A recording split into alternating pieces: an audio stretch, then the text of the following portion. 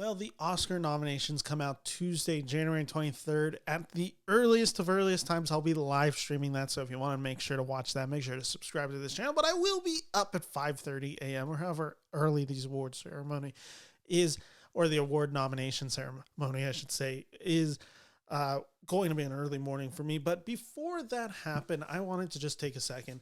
I have a list. Here are some of the big categories that I want to talk about. These are my final predictions before award ceremony. So this is Sunday that this episode is releasing.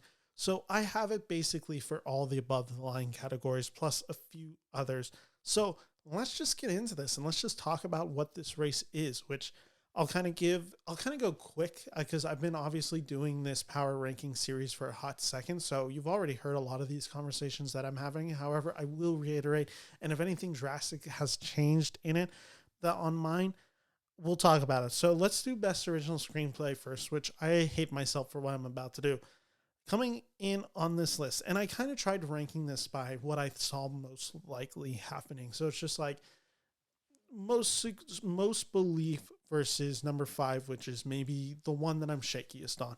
So in category of best original screenplay, I believe 3 of these are locks, probably 4 of them, and then the 5th slot is a wild card.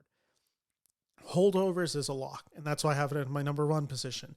Alexander Payne is probably the front runner for best original screenplay. Past Lives, I believe to be a lock as well. Celine Song will get a nomination for this. Anatomy of a Fall, I have coming in at number 3. May December is the one that I'm a little less sure on, but I do believe May December will get it. I think this is where the Academy will choose to nominate and reward Todd Haynes for May December, which leaves a final spot, which I think a lot of people are saying Maestro. At this moment, I am just saying Maestro is going to miss out because I think the screenplay is arguably the weakest part of it, which if you believe that to be true, then you might not give it the nomination, especially because this film doesn't seem to be getting as much traction as I think people had maybe once believed. What does that mean?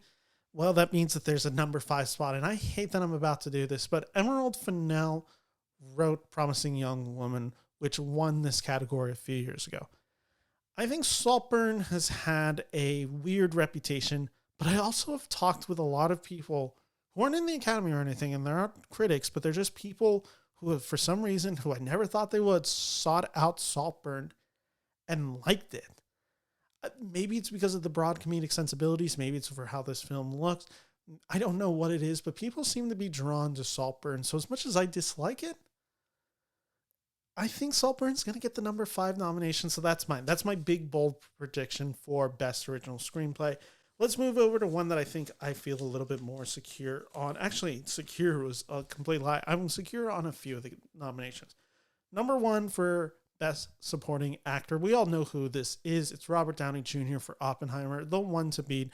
Number 2, I do think Ryan Gosling is secure for a Barbie nomination for playing Ken. Number 3, Robert De Niro for Killers of the Flower Moon. I do just believe this to be some of De Niro's best work. And him partnered with Scorsese. I know he missed out for The Irishman, but I do believe he will get it for Killers of the Flower Moon for his villainous turn, which leaves a few things. And the SAG Awards suggested that it would be Willem Dafoe and Sterling K. Brown in this 4th and 5th slot. I will just say right now, I do believe Sterling K. Brown will get the nomination for American Fiction, which means Charles Melton might be getting kicked out because I think you got to get one of the Poor Things guys in there. And I do think the nomination will go to Mark Ruffalo over Willem Dafoe. I don't know what SAG was doing in this because I don't know. I think Dafoe's great in he's great in Poor Things, but Ruffalo's definitely the standout of the best supporting ones. So I just do believe that will probably end up happening, which means Charles Melton, as of this moment, if Sterling K. Brown is getting in and we are in belief that one of the 2 Poor Things guys will get in, then right now Melton's taking out one of the Poor Things guys, which I don't think is happening. Sterling K. Brown, which I actually think is building momentum and will happen. So that means Melton would be kicking out De Niro, which I don't really see the case for this, especially because May December got basically locked out of SAG completely. I just think this is a movie that's maybe Hollywood maybe doesn't understand this movie. And maybe it's because it's a movie making fun of them. Whatever's happening, I I'm not sure if Melton, who seemed like maybe a few weeks ago people were even suggesting he'll win. I never believed that for a second. But I think he might not be secure in this nomination. So as of that, my list is Robert Downey Jr., Robert Downey Jr., Ryan Gosling, Robert De Niro, Mark Ruffalo, and Sterling K. Brown for Best Supporting Actor, with Melton missing out. For Best Supporting Actress, this one hasn't changed drastically on when I did my Best Supporting Actress, with one exceptional change. So 1, 2, 3, 4 has stayed the same. Divine Joy Randolph, Daniel Brooks for The Color Purple, Emily Blunt for Oppenheimer, Julianne Moore for May, December, and I should just mention real quick, Divine Joy Randolph I have for The Holdovers, which leaves that 5th spot, which a few weeks ago I was kind of prognosticating that America Ferrera was going to get it for Barbie. I still think that's in the race, but I think it's between 3 names: Jodie Foster, America Ferrera, Penelope Cruz. There's a lot of reason to believe that Jodie Foster could get this 5th nomination, and her nomination for SAG was showing. The one that was more promising to me was Penelope Cruz getting the SAG nomination because of the international body, which I have kind of talked about largely, which is a huge voting body. They typically can rally around a person that they believe successful, and Penelope Cruz has done a pretty good job at the Academies, even as recently as Parallel Mothers. I think Penelope Cruz is coming for this 5th spot for Best Supporting Actress, which means I have Divine Joy Randolph for The Holdovers, Danielle Brooks for The Color Purple, number 3, Emily Blunt for Oppenheimer, Julianne Moore coming in for May, December, and then my 5th spot beating out Jodie Foster and America Ferrera, I do have Penelope Cruz coming in for Best Supporting Actress. And we'll see how that one goes. That Danielle Brooks one, maybe that's starting to be a little shakier. Maybe even that Emily Blunt. But I just think Emily Blunt will get the nomination, as this will be her first. And then Julianne Moore is maybe the one that's actually, instead of Danielle Brooks, Julianne Moore might be the one who's in danger of falling out. Maybe May December isn't going to go as loved as we had thought. And before I move on, I just want to cut to a quick word from today's sponsor, Manscaped. So take it away. The new year brings New Year resolutions, and I can tell you one of mine is hygiene. I really want to focus on my personal hygiene, and that's why I'm glad our friends over at Manscaped are introducing the Lawnmower 5.0 Ultra.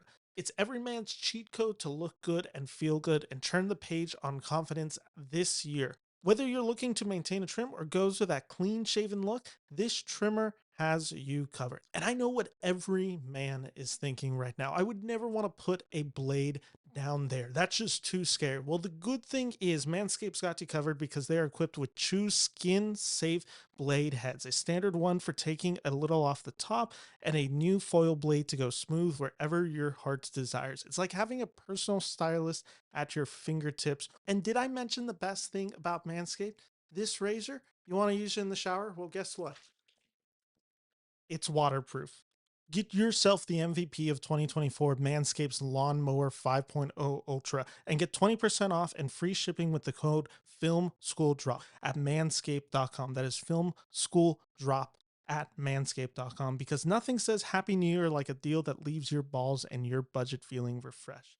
All right, so we're back. Thank you to Manscaped. And we're now talking about the animated feature race, which is one that I haven't talked about at all. So I think there are some that are just guaranteed. I think The Boy and the Heron and Spider-Man Across the Spider-Verse are the two locks. Everything else I have no clue. It does seem that Nimona, which I believe is a Netflix film, will get this nomination. So let's just put those 3 in there.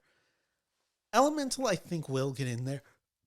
I know this film ended up becoming a pretty good success story for Disney this year when they did not have much success. I think people ended up going to see this film and liking it. I think the Pixar name brand is big, so that's why it's coming in this spot, which leaves the 5th one. So what did I do?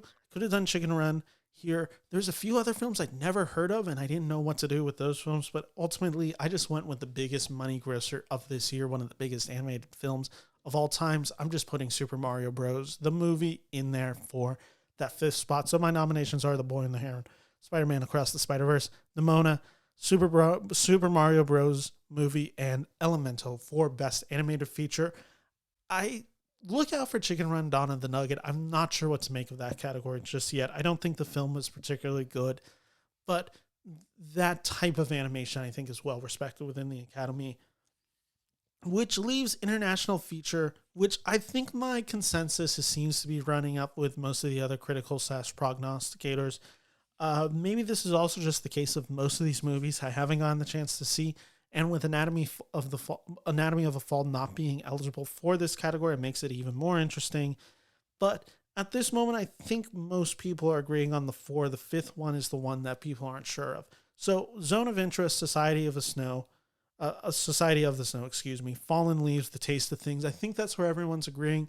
On this fifth spot, I don't know if there's a consensus, so I'm going to Teacher's Lounge, which is the one I've been the most excited to see that I haven't seen from this category. I believe I'll be having the chance to see it in early February. I'm not positive, but I think the Teacher's Lounge is coming into my five. So that's the Zone of Interest, Society of the Snow, Fallen Leaves, The Taste of Things, and the Teacher's Lounge for international feature, which let's now jump to adapted screenplay.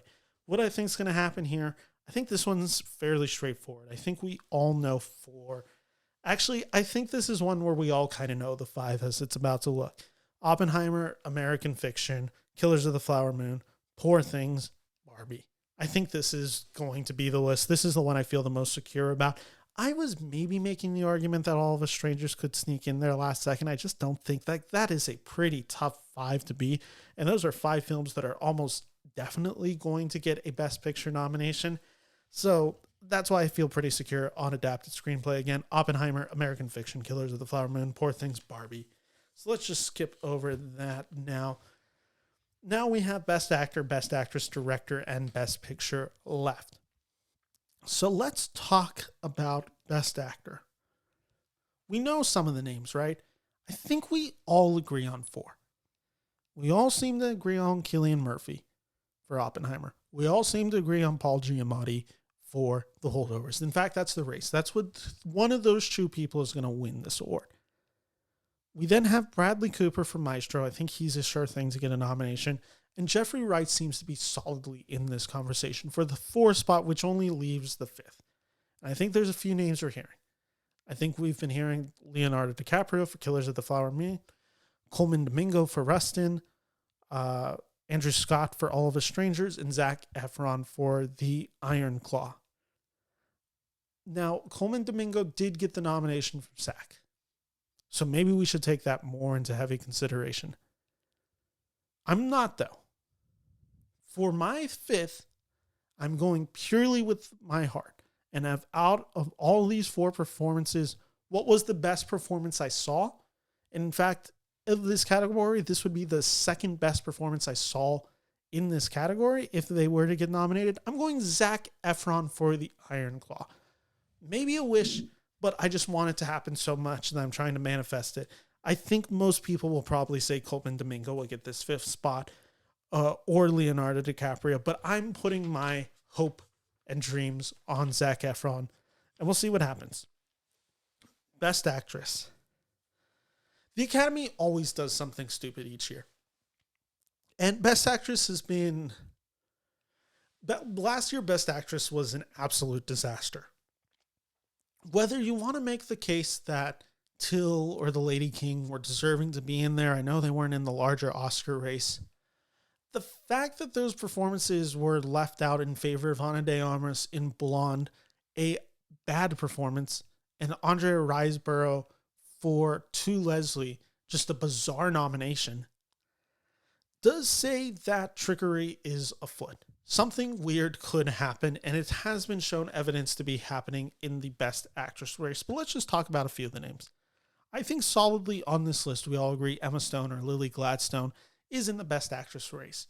We also probably agree that Margot Robbie as Barbie seems to be pretty solidified in here. Some people I see are pushing back on it. Let me just break this down for a second. I don't see a world in which voters are like, let's nominate Ken for the Barbie movie and then not nominate Barbie herself. I just don't think they're going to love those optics. And thus, I do think Margot Robbie, one, giving a great performance, and two, just because that would be bizarre to nominate Barbie without nominating Barbie for acting. So Margot Robbie gets in there, especially also, let's just make the case. If there is an actual scenario where America Ferrera and Ryan Gosling get the nomination, but Margot Robbie doesn't, that's going to cause issues. So I just do think Margot Robbie is a pretty safe one. And then Carey Mulligan coming in for my number 4 from Maestro, which leaves a few names. Greta Lee for Past Lives, Sandr Huller for Anatomy of a Fall, and number 5, Annette Bening for Nyad. What do I do here? Because I know what SAG is saying. I know SAG, for some reason, loved Nyad. I don't understand it. I really don't. I don't think the movie's that good. I don't think Annette Bening is that good. If there was any performance I'd be more backing in that one, it would be Jodie Foster. But the honest truth is, if my list went out exactly the way that I've hoped and these nominations seem to be going the way, that's going to be a really good year for the Oscars in terms of nominations, and they never are capable of doing that. So I am just going to go with the choice that shouldn't happen is probably about to happen, and Annette Bening is probably going to get in for Nyad. I hate that choice. I wish it was Greta Lee or Sandra Huller, but I think in reality it is about to be Annette Bening for Nyad. What a disaster. 2 categories left. Best Director, I just had that video released last Friday, so if you want to check out the full-length discussion, which is a 40-minute discussion, which I went pretty deep and passionate on, then you can do that. But just quickly, so people who just listen to that video don't have to hear this again. Chris Nolan coming in at number 1, Martin Scorsese for Killers of the Flower Moon, Yorgos Lanthimos for Poor Things, Greta Gerwig for Barbie, and Justine Triet for Anatomy of a Fall. That's my Best Director category. Again, if you want to hear more about that, please check out my other video from Friday, which I break down the Best Director race and all the 18 names in contention, which leaves 10 films for Best Picture. And now that the Academy has changed the rules as a few years ago, 10 slots will be nominated. 10 films will be nominated, I should say. Let's just go from top to bottom. I think Oppenheimer is obviously the number 1 at this moment, and it's probably going to go on to win Best Picture. Number 2, I've been seeing a lot of people say Killers of the Flower Moon or Poor Things. I think number 2 is The Holdovers. I think the just support this film is getting. Alexander Payne is a beloved director and writer in Hollywood. This is really the feel-good movie of the year. There's so much heart in it.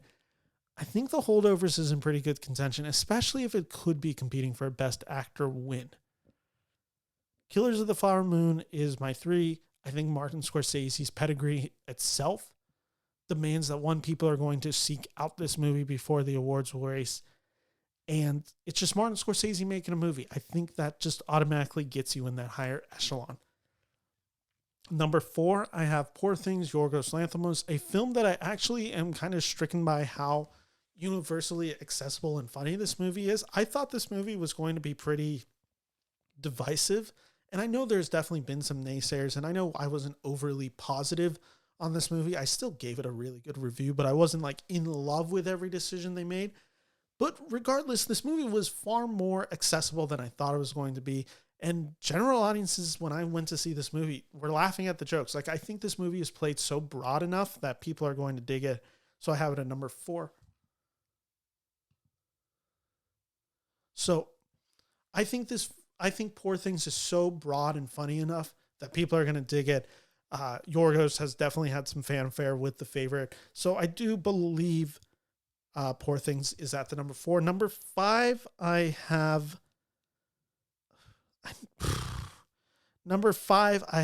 American Fiction. This might be the wrong choice. I might be basing too much off the TIFF Audience Award, but I just think this movie is so easily likable. And I think a lot of people are just going to be overly positive on this movie and be excited to support this movie. Number 6, I just have Barbie. I think Barbie is a big enough sensation to just be really in it. I don't see it in any terms of winning, but I do just think it's going to be solidly in this conversation. Number 8, I believe. No, sorry, number 7. Sorry. Let me just recap this list. Oppenheimer, number 1. Holdovers, number 2. Killers of the Flower Moon. Number 3, number 4, Poor Things. Number 5, American Fiction. Number 6, Barbie. Number 7, Anatomy of a Fall. Again, each year there seems to be one international film that always gets on. I think Anatomy of a Fall is the more easily accessible one and the one people are seemingly tuning in more to see. And I think the courtroom aspect of this movie makes it far more accessible to watch compared to my number 8. I still think The Zone of Interest gets a nomination.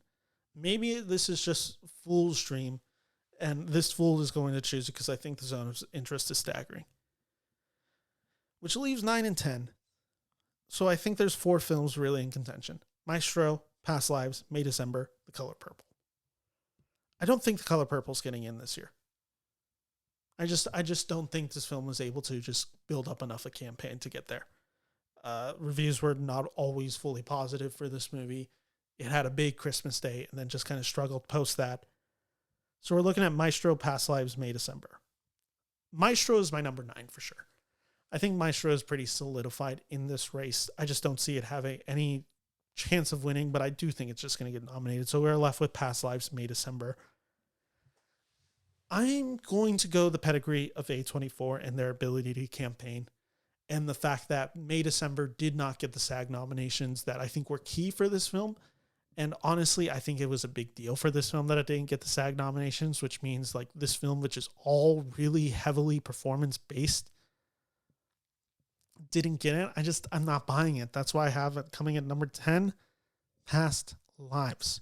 So let's read off that list again.